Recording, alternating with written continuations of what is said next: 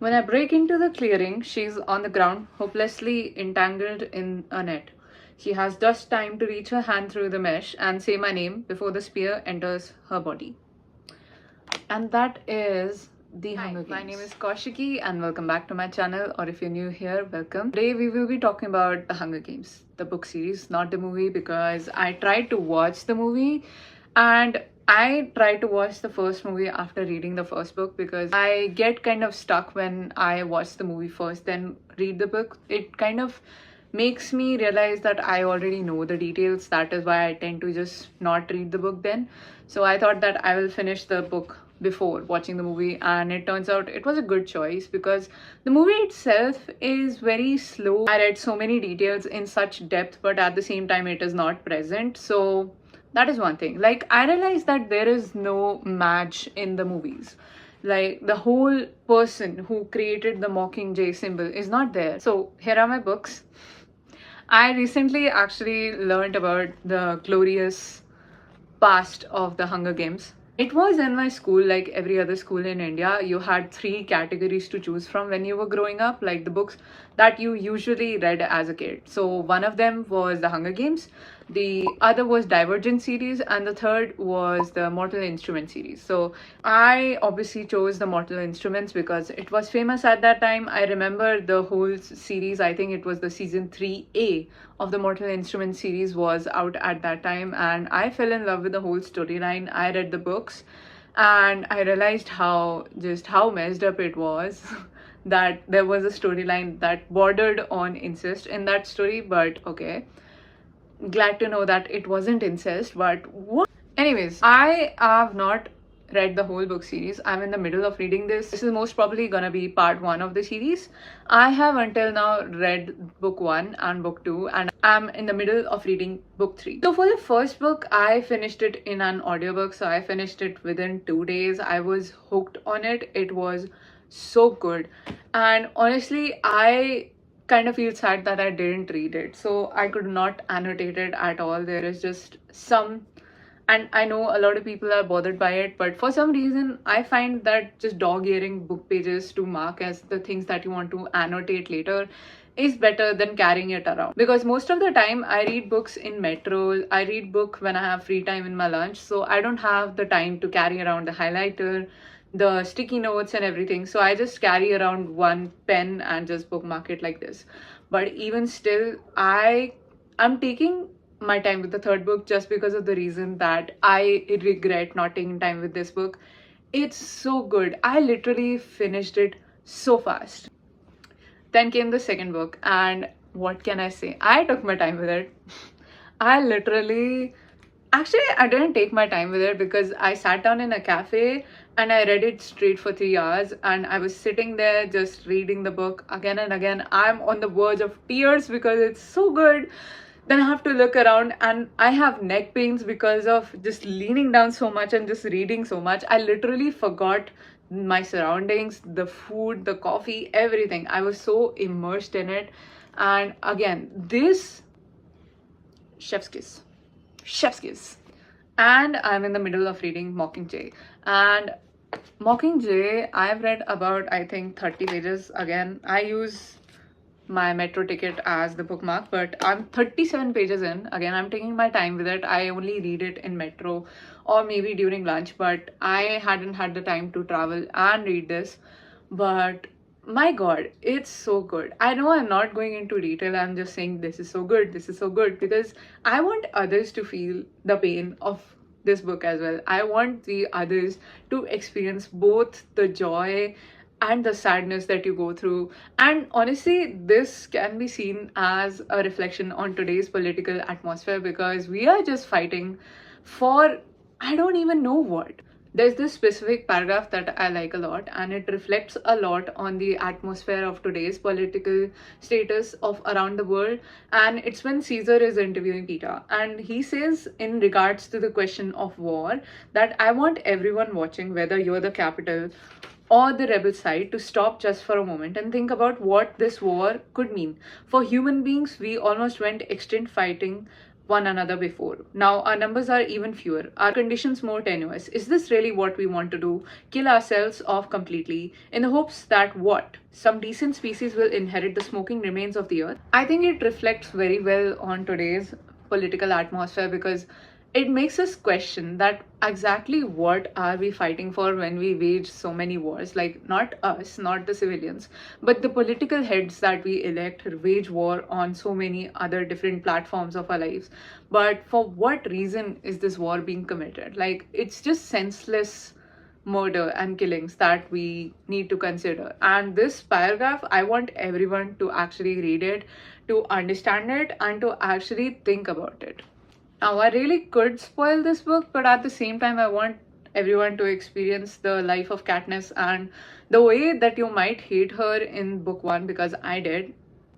I'm not sad to say that, because considering that she couldn't get past the hatred, like, I do understand what would lead her to get to this point where she cannot trust even the person who is betting his own life on it.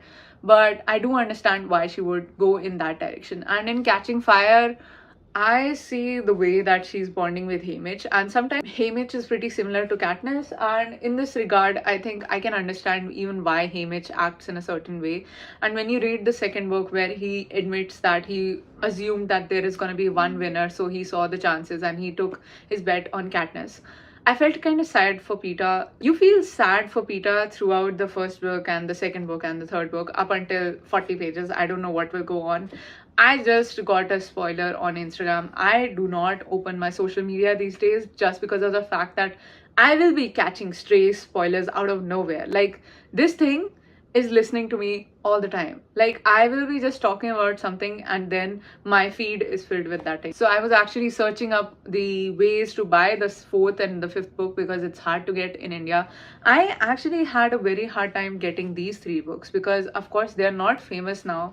A lot of the books that are famous now are Heartless, Powerless, and I don't know which book. I could only find the fourth and the fifth book in very old and very popular bookshops, because even Hunger Games, if you go to a traditional bookshop like Om Bookshop or Crossword, it's hard to find because books like Fourth Wing and Powerless are taking up more space. Of course, the books that are bestsellers are given priority, which I felt sad about, but at the same time, I just scavenged these books in a second-hand store in Old Delhi, which I think is a goldmine if you know where to look. I could recommend a few places where you can look for. I know a lot of people look in traditional bookstores when they go to find books, but I think to find timeless pieces and to give love to the used books which have been discarded, I would suggest going to these places. You'll find books that have been loved before, and second-hand books are not necessarily bad thing. They are just pre-loved. Okay, you need to give them a lot of care and you need to take care of them more than your normal books that you purchase from Amazon. But at the same time, I think giving them a second chance is really necessary.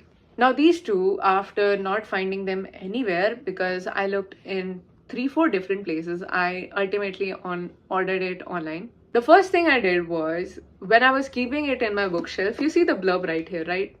I saw this spoiler even before I put on the book, and I just saw Snow and Hunger Games, and it's like, I read one line, it was connected where Snow is going into the Hunger Games, and I was like, I'm done for. I saw another spoiler.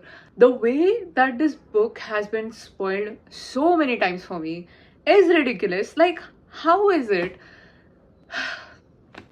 I don't even have words. Anyways, the other thing that I wanted to talk about is F1, the movie, and how it has changed the trajectory of my life. Because how is it that I am so fascinated by a movie of Brad Pitt that I actually started watching every movie by Brad Pitt? I am on Fight Club. So I am loving the movie F1. I saw it twice, not just because of the cars and the people and the actors and just the storyline, but it is so good. A lot of people are like, the movie shit, the movie is not the reflection of real life instances, but I'm like, the person who produced this is a racer. I got to know that it is produced by Lewis Hamilton, and he was heavily involved in the whole production and the direction of the movie, and he made it as authentic as possible, as said by the director of the movie. I'm like, what more could you want? Like, it's so good. And also, I like the movie a lot because there are a lot of things that are similar to swimming. And I think it is an emotion that can be felt by every sports person. That is what I like the most. So, there is one technical part of the movie where it talks about the turbulent air from following the car. And I did competitive swimming for almost a decade, and the part where it said about turbulent air slowing down the car behind it, it's very similar to a concept of swimming that we do in practice. So in practice, you swim in like a chain, and when you are swimming in a chain, the person in front of you is gonna do fast kick, and it kind of disrupts your own flow. So the whole bit was very interesting how it is connected to swimming or even any other sport. I'm sure there are some connections to other sports as well, but it was especially intriguing to me as a swimmer how something that I had experienced for almost a decade in my life can be reflected in other sport as well. Like how can it be interpreted, or what kind of similarities are there? And the other thing that I really liked about the book was the part where it said that everything quiets down, everything kind of just goes out, all the noise, all the distractions kind of goes out when you're in the zone. And in the movie he says that it feels like he's flying, and it feels like everything has quietened down and there is only the car and him and the track in front of him. It's very similar to what I experienced in swimming. So in swimming you kind of have the auto filter of the water cutting out all the noise, but the way that he articulates it, like you're going into the car and everything fades out. And in swimming it is similar. It's like you go into the water, everything cuts out, you get out to have air, and you hear the noise, the people, the cheering, and you can hear other people shouting, your coach shouting at you that go faster, and you can just hear it, you can imagine it. And that is what made me watch the movie twice rather than just once, because I wanted to feel that experience, even though it is secondhand experience, in that way again. Like, I should most probably go to swimming, but I hate competitive swimming. Like, I do agree with the fact that competitions can kind of wreck you in a way that nothing else can, because competition can separate the love that you have from the sport itself, and it can center the focus on just winning, and it just becomes a game of losing or winning. And that is what is most heartbreaking to me. I left my competitive swimming because of that. I thought that I cannot love something that I have to just imagine in terms of just timings and in terms of who finishes first. So I really did enjoy the way that somebody in such a scale is pushing the narrative of it's not just about winning, it's about loving the sport. And that is why I love this movie. That is why I actually started watching all the movies of Brad Pitt. And up until now I have watched Interview with the Vampire. I think I discussed it in the first video. It was good, and I have still not finished Interview with a Vampire. Then I watched F1 itself for the first time. After that, I watched Ocean's 11 and Ocean's 12. And now I am at Fight Club, and I got to know that Fight Club is also based on a book. So I am hoping that I can finish that book. I am hoping to check out that author as well, because I have heard of another book by the same author, Chuck. I will not butcher his last name, I will just place it. Yeah, you can check out Chuck. And his book is Choke. I don't know the whole preface of the story, but the gist of it I could get was the story is about Victor, who is up in the foster care from time to time because his mother is not fit to take care of him. And in the later on stages, when he becomes an adult, he has to support his mother. So he becomes a con artist. And by being a con artist, he means that he will go into fancy restaurants and he will intentionally choke on food so that a good Samaritan will help him out. And then he will send him letters so that they can send him financial help, so as out of sympathy. So that's a story I actually heard about the author. And I think the whole concept of, you know, giving somebody a hero complex is, I think, similar in also Fight Club, because there's a scene in Fight Club that is similar to the storyline. That is why I think the author has a pattern of using support groups and also giving a hero complex to others that I see in both Fight Club, and I'm noticing from the blurb that it is also part of Choke, but we will see. Yeah, we will see. But overall, I am genuinely surprised by Brad Pitt's acting, because he's such a versatile actor. And I'm kind of sad that I didn't discover him sooner. I think that the kind of movies that he plays in is very vast and I love everything. The next movie that I'm planning to watch in my Brad Pitt list is Seven, and also Joe Meets Black. Meet Joe Black. So that is my list. I hope you enjoyed the video. I think I'm gonna stop here because this is an overload of information from talking about Hunger Games. Not entirely. I'm gonna talk about Hunger Games some more when I finish the 4th book and the 5th book. And from switching to that to F1 and swimming and also Brad Pitt and such a good actor that he is, I'm gonna end here on the note that let me know what you think about Brad Pitt's and movies, and also do recommend me movies that you think that I would like based on all the books that I have talked about and all the movies that I've watched. Also let me know how many movies of Brad Pitt that you have watched, and I'll see you in the next one. Thank you for watching. Please like, share and subscribe. Bye.